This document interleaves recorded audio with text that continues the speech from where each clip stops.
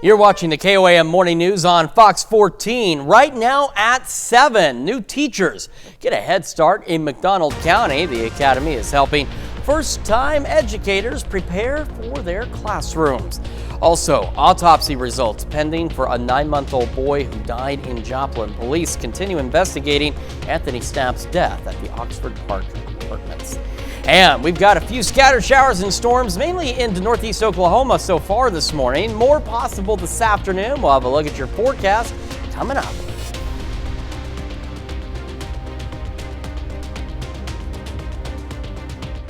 The 4 states' most watched news starts now. Good morning and welcome to the KOAM Morning News on Fox 14. I'm Chris Warner. It's just after 7 a.m. now on this Tuesday, August the 12th. Happy Tuesday, everybody. I know some kids going back to school today, some going back this week, some going back next week, but we're all getting back to school before too much longer, which also means teachers getting ready to go back to school. And in McDonald County, kicking off the school year with a new teacher academy. The event gave first-year teachers an introduction to their classes. KOAM's Ty Parks has the story.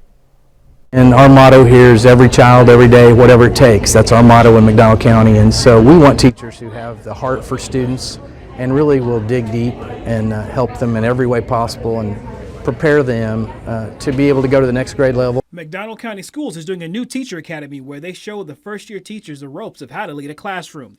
Teachers like Emily.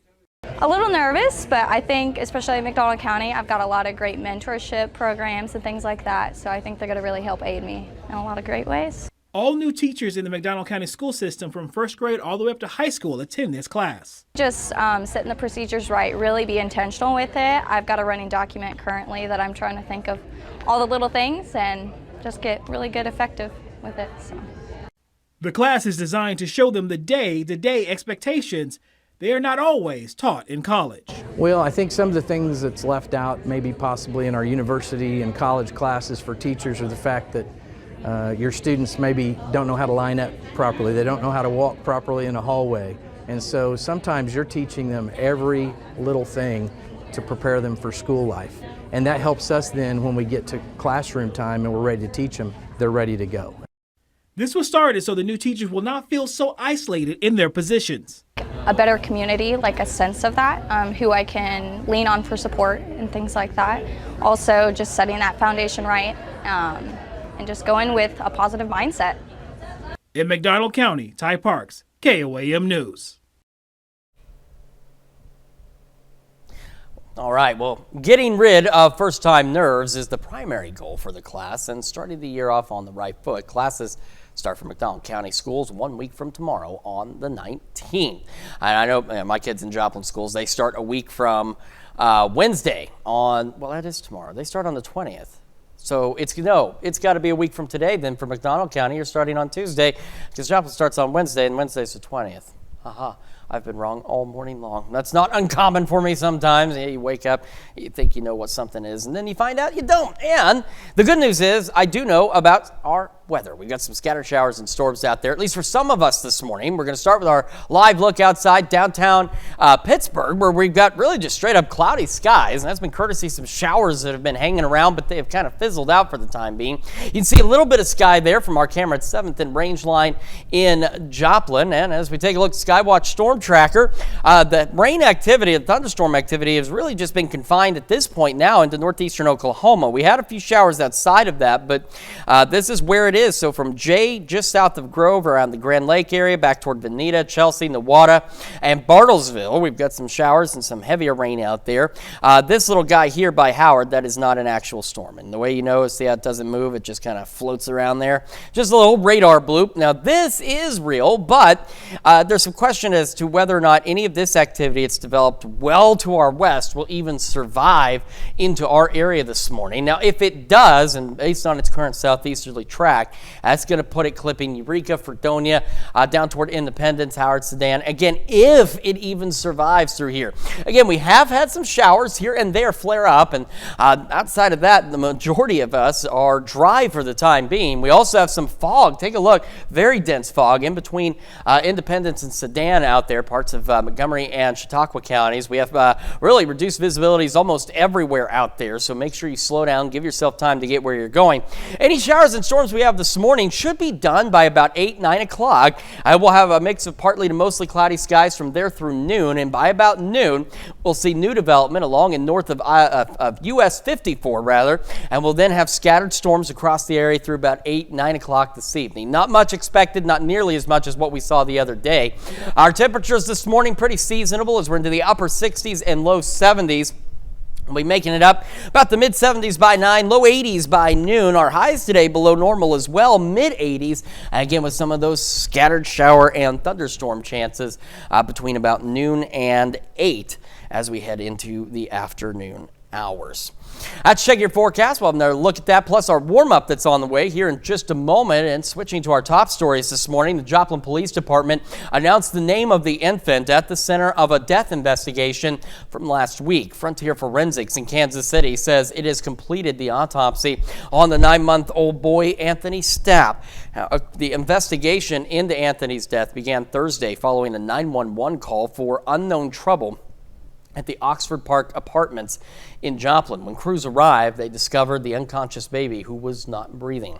Despite emergency efforts, Anthony died at the scene. While Frontier Forensics has completed its autopsy, the official results are still pending. JPD says this is still an open and ongoing investigation. And authorities responded to a serious 3-vehicle crash near Iola, Kansas. This happened around 10:50 Monday morning on US 169. Troopers say a car crossed the center line and hit another car head on. The second car hit the back of a trailer from a semi-truck. The drivers of the two cars both suffered serious injuries. Authorities transported one of them by helicopter for medical treatment. The driver of the semi was not injured. And the city of Nevada has begun a review of flooding causes and solutions for the city's animal shelter. The most recent flood impact on the shelter was on May 19th, which many considered a 100-year flooding event. At that time, the floodwater went into the building and the animals had to be moved. The city has enlisted the help of a hydrologist who has been researching the causes of the shelter flooding. City officials say they are also looking at the consultants who originally designed and engineered the building. And of course, to be the first to see breaking news, weather, sports, all you need to do is download the KOAM News app. It's free in the Apple App Store and Google Play Store. All you need to do is search for the KOAM News app. Well, friends and family said goodbye to a sheriff's deputy killed in the line of duty. Wyandotte County Deputy Elijah Ming was fatally shot late last month while responding to a domestic violence call in Kansas City, Kansas. His funeral service included a 21-gun salute and a Kansas Highway Patrol helicopter flyover. Public service also included special tributes from loved ones.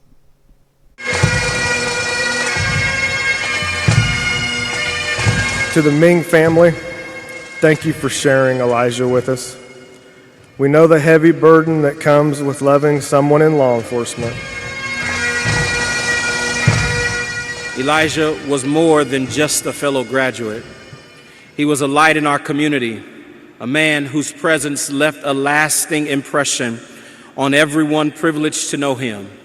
From his early days in our hallways, Elijah stood out, not for seeking attention, but for offering it.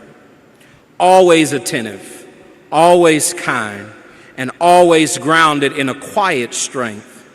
He lived with a genuine sense of purpose, guided by love, compassion, and deep respect for others. These words are from his brothers.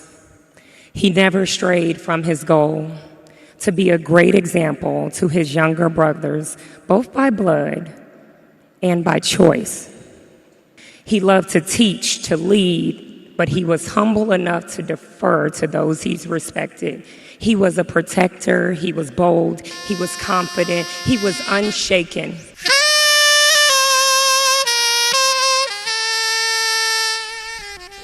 The sister came up and the sheriff came up and talked about how he was a protector of people.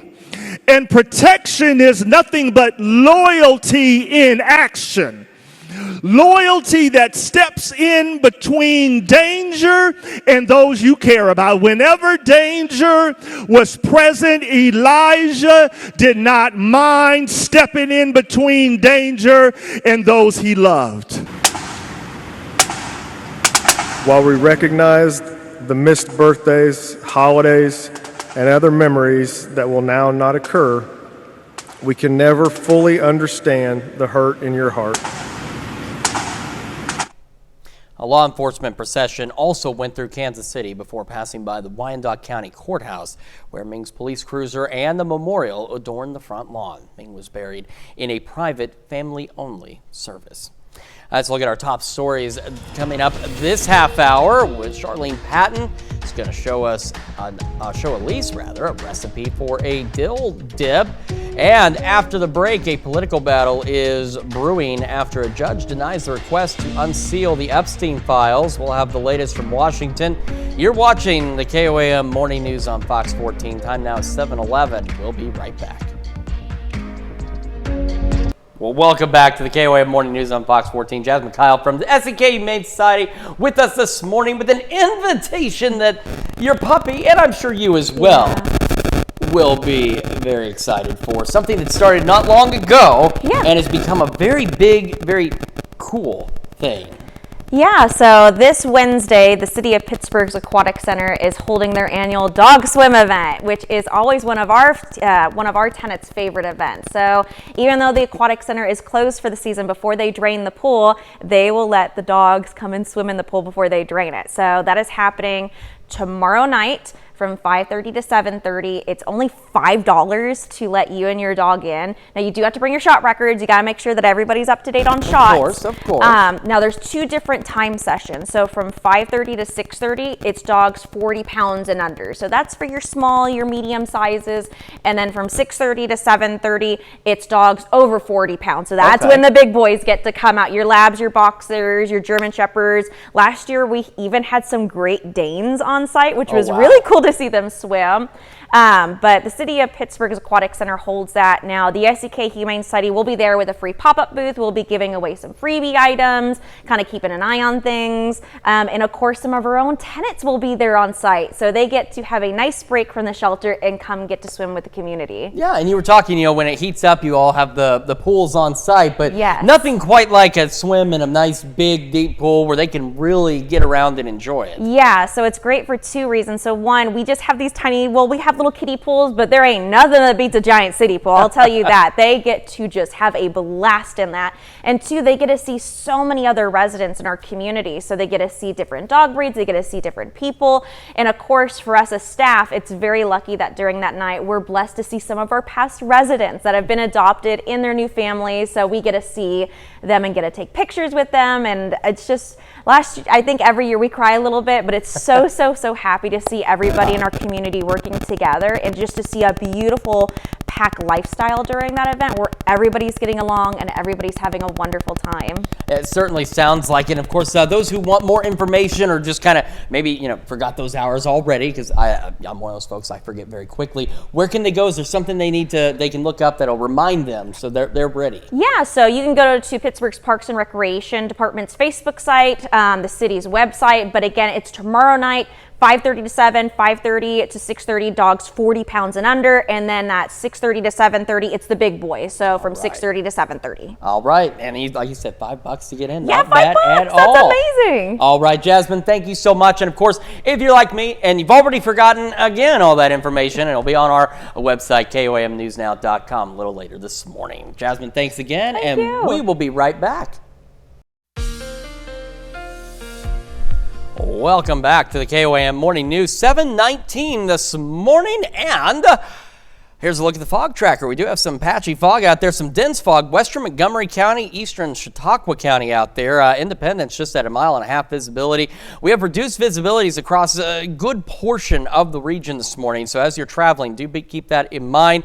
And remember, low beams, not your high beams, fog lights if you've got them. We also have showers and some thunderstorms out there as well. And just a quick note, this and this are just little radar bloops. That's not actually there. The rest of it, though, is there. Most of it is in the northeastern Oklahoma now, around Grove down to Jay, Veneta, and then back outside of our immediate area, back toward Chelsea along the Will Rogers Turnpike. And, of course, getting ready to roll into the Grand Lake area as well. So here's what we've got, just kind of this cluster, or this little mess, really, of shower storms out there. And the other way you can tell this isn't real is take a look. It doesn't do anything. Now, don't get me wrong, we've had stationary storms, but when we're looking at live radar, it's pretty easy to tell when it's not real, and also it would be very rare to get storms that aren't moving when everything else is. We do have some other little showers that are trying to get reorganized here. You see they flared up, they died, but that same little pulse coming back up into parts of southwestern Vernon County. This activity out to our northwest really, if it can survive, which it's still questionable, it might clip parts of the area. So we're talking, Yates Center, Fredonia, Independence, Coffeyville, Howard, Sedan, Eureka, maybe into Newada and Bartlesville as well, if it survives. But most of this should be wrapping up in the next hour and a half. And then we'll have a point of just dry conditions, but we'll have partly to mostly cloudy skies. Then by about noon, right along and north of the 54 corridor, we'll see some new scattered storm development. We'll have scattered storms. They'll progressively be really possible anywhere in the area, but they're not expected to be as widespread as what we saw yesterday. But to be perfectly honest with you, yesterday wasn't expected to be as widespread as it was either, nor were we anticipating any severe weather. And we had 2 or 3 different severe thunderstorm warnings, one that resulted in some tree damage in Cherokee. So Mother Nature always does what she wants, but right now, as you can see, the storm chance is considerably lower for us today, and they'll be considerably more widely scattered as well. Wednesday, even lower, as we're looking at just some isolated pop-up showers or storms in the afternoon, and then that's pretty well going to do it for our rain chances. Again, mostly cloudy skies out there this morning. These storms, any that we see, any of these showers should be done 8, 9 o'clock at the latest. We'll be low 70s to start, near 80 by 11 o'clock this morning, and enjoy that below normal temperatures, because we're going to start to heat up again after this. Any storms we see this afternoon, the window is from noon to 8. Will everyone see rain today? Absolutely not. Will some of us see rain today? Yeah, some of us could. But most of us, I think, are going to be dry. And then overnight tonight, once those clear out, we're partly cloudy. Temperatures back down near normal, about 70. Winds will be calm. Same tomorrow. Pop-up storms seasonably hot for our Wednesday. Low 90s. Same on Thursday, just a little warmer. But this weekend, temperatures climb upper 90s. Tomorrow, Thursday, heat index values could be into the mid to upper 90s. Into the weekend, they could be in that 100 to 105 degree range again, so make sure you're staying hydrated. As we roll into next week, though, a few more pop-up storms, temperatures falling back near or slightly below normal, so this is just another little short-lived heat wave out there. That's Check Your Forecast. We are back with more right after this. Welcome back. This morning we have Charlene Patton from the Kansas Soybean Commission with us this morning, teaching us another fantastic back-to-school recipe. And today we are making some delicious dill dip. So Charlene, good morning. Tell me about this dish. Well, we're going to get back into the garden today because we can use the relishes from the garden to serve with our dip. And if you've got herbs in your garden, it's going to go inside of our dip. Wonderful. So let's get started. I've already put the tofu in here. And it's a soft tofu, and again, I drained it to get the water off so that it doesn't add that extra moisture. Now I'm going to add the Greek yogurt, and that's going to give it a little bit of extra flavor there, because we know that the tofu doesn't really have much flavor there. Okay, then I'm going to let you add some of the herbs there. You should have some chives. You've got perfect. You should have some dill. Here we go. Yes. And some fresh parsley, a little bit of that. And then some garlic there. Put that in there. Wonderful. And then I have a little bit of vinegar. Okay. Add that there. And a little bit of lemon juice. And a little bit of salt and pepper. You can taste it after it all blends and see if you Jam-packed want with to. good stuff Oh, in there. yes. Okay. Put that on, and we're going to just mix it till it's nice and creamy.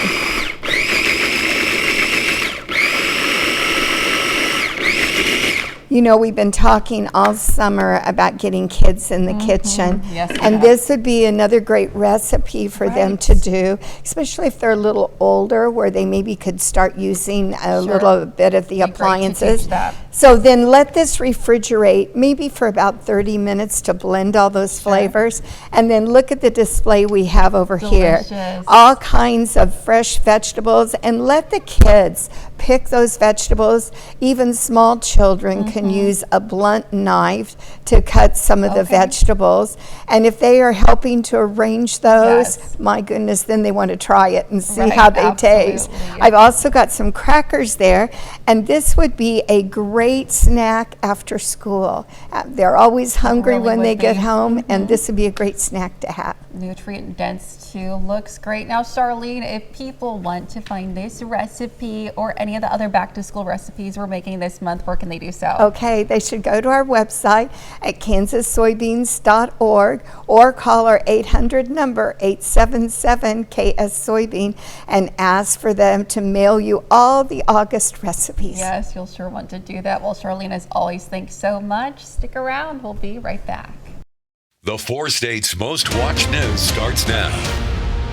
Welcome back to the KOAM Morning News on Fox 14. It is now 7:30, almost 7:31. I'm Chris Warner.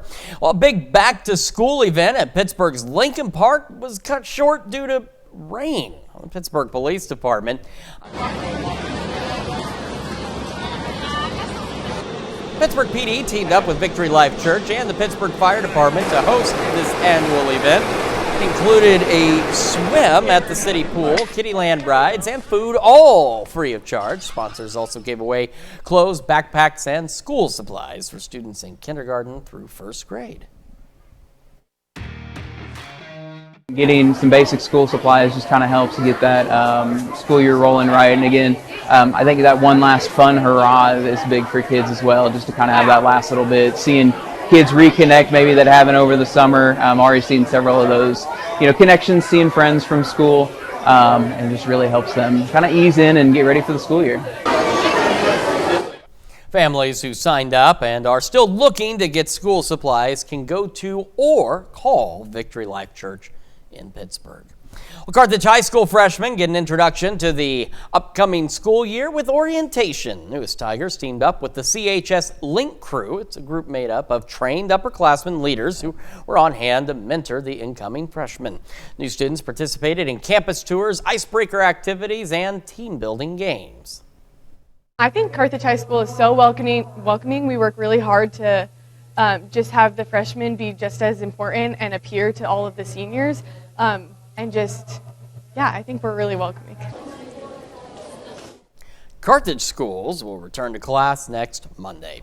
The city of Fayetteville and schools are planning to put a $100,000 grant from the Arkansas Department of Transportation to good use ahead of the upcoming school year. The grant money will go towards SRTS, or the Safe Routes to School plan. The city says the school district generates more than 3.5 million vehicle trips every year, making up a large portion of daily traffic. And the outdoor education and sustainability coordinator for Fayetteville Public Schools says the plan has multiple purposes. The main driver. Safer Schools is interested in looking at a plan for the infrastructure around all of our schools, but it's also focusing on encouragement and getting more people participating in biking and riding to school.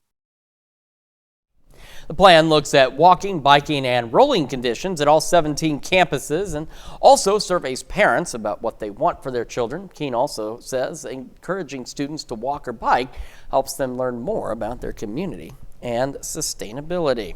And we've got a few scattered showers, even a couple of thunderstorms out there. We're going to start, though, with a live look downtown Pittsburgh. We're getting a little bit of daylight in there. We've got still some mostly cloudy skies, as you can see. Same from our camera at 7th and Rangeline. You can see a little clearing attempting to take place. However, look at this on the Skywatch Storm Tracker. Now, a reminder, of those maybe weren't with us earlier, these two things here are not actually there. Just little radar bloops, but this guy here to the southwest of Nevada is. So he's had an interesting journey. Was a shower, and you can see north of Arcadia, that little shower, he's right there, and it died out. And then it survived, and take a look. It picked back up and is now turning northeast toward Nevada.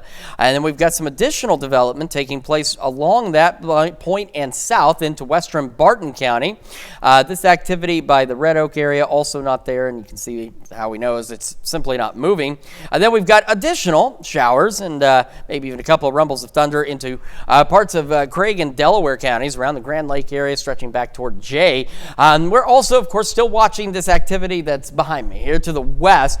It's tried to reorganize. It may or may not actually make it into our area. If it does, we're talking Eureka, Howard, Sedan, Fredonia, Yates Center, Coffeyville, Independence as possible locations if it survives as it makes this slow journey to the southeast. Activity in Oklahoma slowly rolling east, so eventually may get into parts of southern McDonald, Berry counties, and into Benton County as well. Also, some dense fog this morning, especially western Montgomery County, eastern Chautauqua County. Independence at 1.5 miles of visibility, but we do have some patchy fog almost across the entire region. So slow down, low beams, not your high beams. Give yourself a few minutes extra to get where you're going.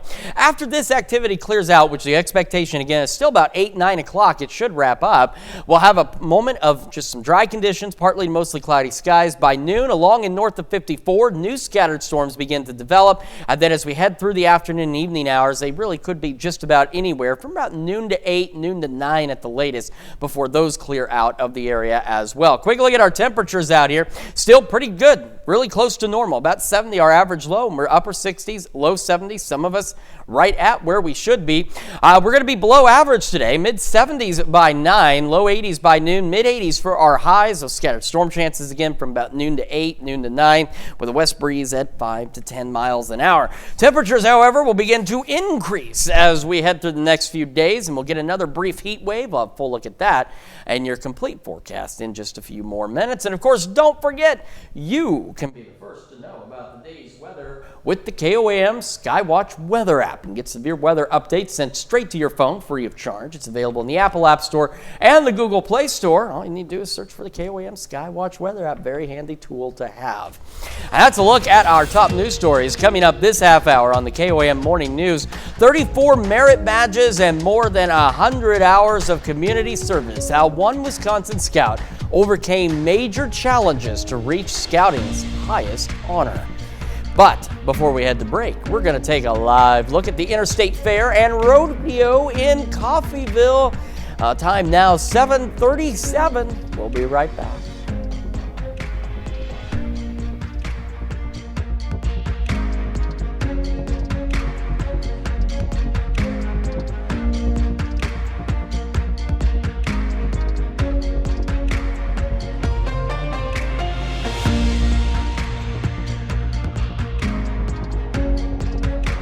Welcome back. President Donald Trump enacted a new wave of tariffs last week. Many experts worry this could drive prices up. Jen Sullivan looks at what will cost more at the grocery store. The high cost of groceries is straining many people's wallets. A recent poll shows 53% of Americans say grocery costs were, quote, a major stress. Overall, food costs continue to rise. Since 2020, food prices are up about 25%. Val Lempert, known as the supermarket guru, says the rise in prices is not only causing consumers to pay more, but also impacting grocers and manufacturers. We're seeing some manufacturers play that shrinkflation game where, they're taking smaller size packages, putting less ingredients in them, but charging the same thing or even more. President Donald Trump's latest round of tariffs could drive up prices further. Some imports coming from Brazil will now face a 50% tariff. Lempert says that means higher prices for coffee, sugarcane, and meats. Aluminum goods from Canada are subject to a 35% tariff, which could mean higher costs for certain soda and canned goods. This is a major escalation of tariffs. It's across the board. across the entire world. Lydia DePillis covers the economy for the New York Times. The Trump administration said in July that tariffs have generated $150 billion in tax revenue, but DePillis says that's actually a small amount. It is typically about 2% of federal income. That could rise to as much as 5%, but it is not going to replace large amounts of the federal government's tax and spending. For Consumer Watch, I'm Jen Sullivan. That's one of our top consumer stories this morning. Now let's take a look at the market prices before the opening bell. Welcome back to the KOM Morning News. 7:44 now on this Tuesday morning. We are starting a quick look at the fog tracker. Slight improvements around Independence, but not by a lot. Up to 2.5 miles of visibility from 1.5 earlier this morning. Still some patchy dense fog, western Montgomery, eastern Chautauqua counties. We've got patchy fog across a good portion of the region. Iola down under 4 miles now. So again, just keep that in mind. Low beams, not your high beams. Fog lights if you got them. Get yourself time to get where you're going. Now, something interesting, not interesting, I guess, just some new storm development. A reminder, this, and this are not actually there. Those are just little radar bloops. But all of this and this new development is, and all of that stemming off of a shower that died or was pretty well dead near Fort Scott. And you can see it right here at about 6:36 this morning. And it just suddenly decided to get itself back together and flared up. We've got a nice little thunderstorm now to the southwest of Nevada. We're not picking up any cloud-to-ground lightning with this, but still, you want to be cautious out there this morning. Now, it's also developed some new showers and a few thunderstorms down the 43 corridor into Barton County and down toward Nashville as well. We are trying to get a few more showers out here into parts of Neosho County to the west of Erie. And then again, this over here by Howard is not actually happening. So we head into northeastern Oklahoma. These guys are slowly kind of dying out. We got some strange showers though. Jay Grove, Grand Lake area, Veneta, back toward Chelsea. And so if you're traveling, just do keep that in mind. So these scattered shower storms, really at this point, isolated showers and storms, will continue. The expectation is in the next, what is it? It's 7:45. So in the next hour or so should begin to fizzle out. We're still watching to see if this will survive. If it does, it could give us a few isolated storms. Eureka, Howard, Sedan, back toward maybe Independence, Coffeyville, Fredonia, Yates Center. If it survives, it could bring some mid-morning to late morning storms out there. But the rest of this should begin to clear out by about 9 at the latest. Then we'll have partly to mostly cloudy skies between there and noon. And by noon, we'll see new thunderstorm development initially north of the 54 corridor. And then we'll get these widely scattered showers and storms between noon and 8 today. A lot of us will be dry. It won't be rain everywhere all at once, but we could get a few additional scattered storms. We go into our Wednesday, rain chances even lower. In fact, it won't be until the afternoon. We could see an isolated pop-up shower thunderstorm, say after 2 o'clock tomorrow. And then that's it. We really start to dry out and temperatures begin to climb as we head into the upcoming weekend. All right, there's those thunderstorm tops. You can kind of see them before that popped up from those showers and storms developing up to the north. Again, continuing through 8, maybe 9 a.m. Low 70s by 8, upper 70s near 80 by 11 are highs today, below normal, mid-80s across the region. And then we'll have seasonably hot conditions tomorrow into Thursday. By Thursday, though, heat index values could start climbing into the upper 90s. However, we head into the weekend and we get yet another brief heat wave. Temperatures up into the upper 90s. It could put our heat index values up to 105. And then by the start of next week, temperatures fall back down to normal, back with some more pop-up storm chances and maybe even a little below normal, upper 80s, low 90s. So again, just a brief heat wave this weekend, but nonetheless, it's going to get pretty darn hot. Let's check your forecast. We're back with more right after this. Well, a young man from Jonesboro, Arkansas has overcome many health challenges in his life to achieve a lifelong dream, while also keeping up a family legacy. Bryant Kowecki has more on Kevin Lewis's extraordinary journey and the pride he has brought to his loving family. 134's newest Eagle, Kevin Lewis.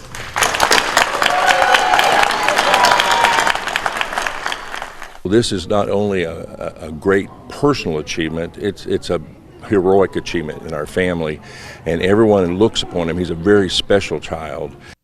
Kevin Lewis's journey is one of hardships and triumph. At a very young age, Kevin was diagnosed with a couple of rare neurological disorders. He has got congenital bilateral perisylvian syndrome and pachygyria. Secondary to those, we have autism, ADHD, scoliosis. Kevin started Cub Scouts when he was in 2nd grade. His family has also been a part of Scouts. He has 4 uncles that have reached Eagle Scout rank, and Kevin wanted to continue that legacy. Kevin's Scout spirit is always there. He's always wanting to be a part of everything we're doing and just being a part of something, I think, is his biggest thing. On Saturday, a ceremony was held to celebrate Kevin reaching the highest rank possible in Scouts, Eagle Scout, an achievement that his mom, Autumn, said did not come easy. In general, not just scouting, but just any kind of milestone, any kind of thing that, your kiddo achieves, he has to work a lot harder than most kids. And so in a way, it kind of makes it a little bit more special. You're a little bit more proud. He had to go through the exact same steps as everyone else. There are various ranks you work your way through, from tenderfoot up to Eagle Scout itself. There are requirements, merit badge requirements, activities. For the ceremony, Kevin was surrounded by his troop, his family and friends, and all those who have supported him and helped him along the way. We are super proud. People don't understand how much work, just in general, goes into being an Eagle Scout, but for someone like Kevin to pull it off, to get it done. But we are so thankful because most of the people in this room contributed in some way. Kevin has earned 34 merit badges and has done over 100 hours of community service, well beyond the required amount to achieve Eagle Scout. Kevin's achievement is a reminder that anything is possible. Kevin, and also because of his unique relationship with his mother, she has been a big promoter of his, and he himself is carrying on the tradition of getting it done. And yes, it's been difficult. Like I said, it's uphill every day, but they both are heroic in my eyes, and they're very courageous. Talk about an incredible story there. Well, Kevin just turned 18 and will be going into his senior year at Jonesboro High School. Very, very inspiring and uplifting story. And it's just that reminder that no matter what obstacles you face in your life, you can overcome just about anything and achieve just about anything. I mean, I find myself still wondering how I got here, but here I am, and I have got some information for you. We're going to take a look now at your Wake Up Recap for this August the 12th. Your top stories to start your day. Authorities are investigating a serious 3-vehicle crash near Iola from yesterday morning around 10:50 on Highway 169. A car crossed the center line, causing a head-on collision with another vehicle, which then struck a semi-truck's trailer. Both car drivers sustained serious injuries, with one airlifted for treatment. The semi-driver was unharmed. Police have identified the infant at the center of last week's death investigation as 9-month-old Anthony Stapp. Despite an autopsy by Frontier Forensics, official results are still pending. The investigation began after a 911 call reported unknown trouble at Oxford Park Apartments in Joplin, where Anthony was found unconscious and not breathing. Sadly, he died at the scene.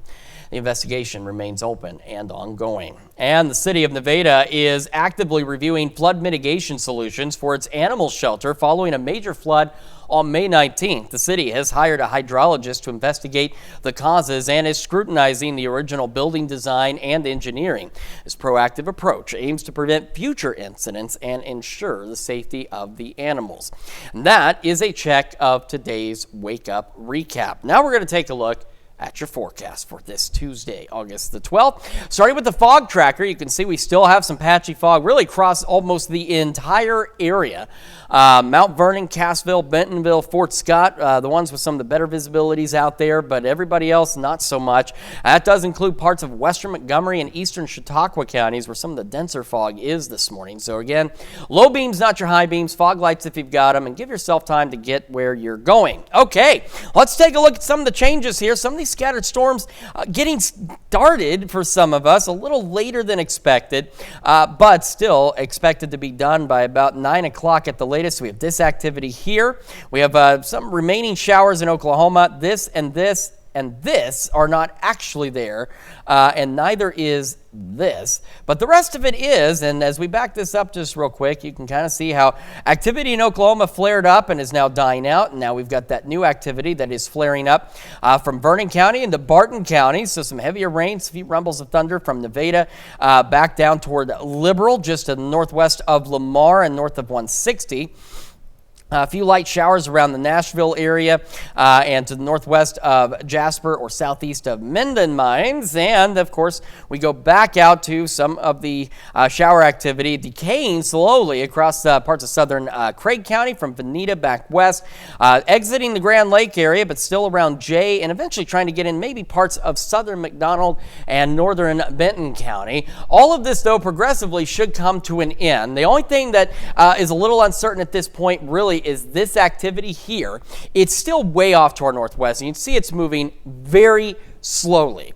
It may, if it can survive, and that's a big if it can survive, it may try and push into parts of southeast Kansas. So we're talking Eureka, Howard, Sedan, Independence, Coffeyville, Fredonia, Yates Center might get in on this if it survives. And we'll, of course, keep an eye out because Mother Nature the last few days has kind of thrown her own curveballs at us in terms of, you know what, I think I'm going to do this instead. Because you can see new showers here into Osage. Well, nope, that's a radar bloop, so never mind on that. So this is really it around Tulsa.